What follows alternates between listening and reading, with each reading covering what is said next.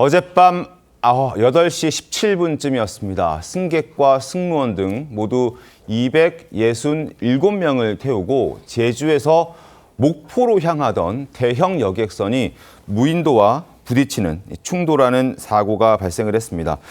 천만다행으로 사망자나 중상자는 없었습니다. 경미한 부상을 입은 5명이 있는 것으로 파악이 됐는데, 자, 과연 어떻게 대형 여객선이 무인도를 올라타면서 좌초가 된 걸까요? 그 원인 분석에 대해서 설명을 좀 드리겠습니다. 일단 그래픽 한번 보시죠. 자, 제주를 출발해서 목포로 가고 있던 대형 여객선이 무인도에 부딪히면서 좌초가 됐습니다. 퀸 제누비아라는 이 대형 여객선은 26,000톤급이고 탑승 인원은 267명이었습니다.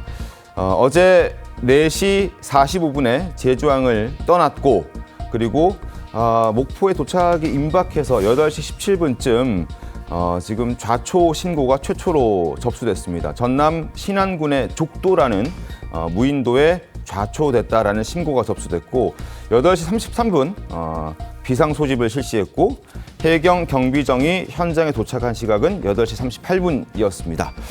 승객의 구조가 시작됐고요. 최종적으로 267명의 승객들을 모두 완료한 시각은 어젯밤 11시 27분이었습니다. 좌초 지점을 보면요, 통상 항로에서 3km 정도 이탈했다고 합니다. 자, 과연 어쩌다가 이렇게 매일 제주에서 목포까지 한 차례씩 운행을 했던 이 배가 갑자기 항로를 이탈하고 무인도에 좌초하게 됐을까? 일단 큰 피해는 없었다는 부분 다시 한번 말씀을 드리고요. 깜깜했던 그 밤 배 위에서 구조를 기다리면서 가슴 졸여야 했던, 불안한 시간을 견뎌야 했던 승객들의 목소리부터 들어보겠습니다. 저녁에 가다가 그냥 뭐지 그냥 팍 소리가 났어. 집이 이렇게 내려오면서 떨어진 사람도 있을 것이고, 승무원들은 막 야 빨리 이제 구명조끼 입고 준비하고 막 불안하고 그랬죠. 환자들부터 물어보고 쿵 하고 밀렸는데 그대로 킥 하더니 밖에 나가보니까 섬에 부딪혀 있었어요. 늦게 방송 나왔어요. 몇 분 정도에 나왔어요? 한 10분에서 20분 정도. 각자 구명조끼 입고 나와서 난간에서 기다리고 있었죠. 정말 큰일 날 뻔했습니다. 자칫 큰 사고로 이어질 수 있는 아찔한 상황이었는데요. 정광재 대변인님, 다행히, 정말 천만다행히 신고 접수 3시간 10분 만에 인명 피해 없이 전원 구조가 됐습니다. 어떻게 보셨습니까?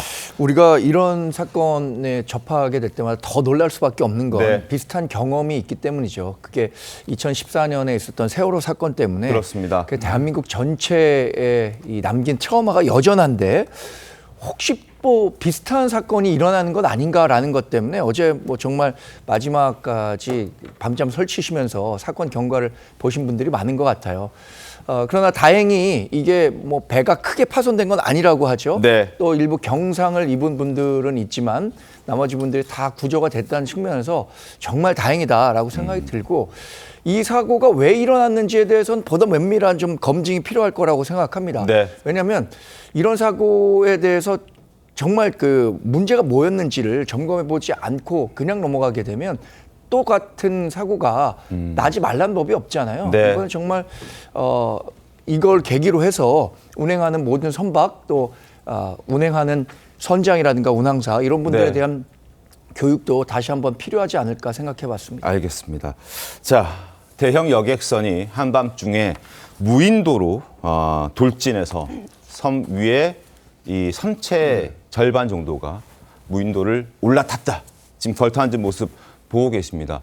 어떻게 저런 일이 있을 수 있었을까? 그리고 무인도에 올라탄 저 배의 선체는 15도가량 기울어진 상태로 다행히 더 이상 인명피해 없이 저대로 고정되어 있었기 때문에 그나마 인명피해는 없었다고 지금 전문가들은 평가하고 있습니다.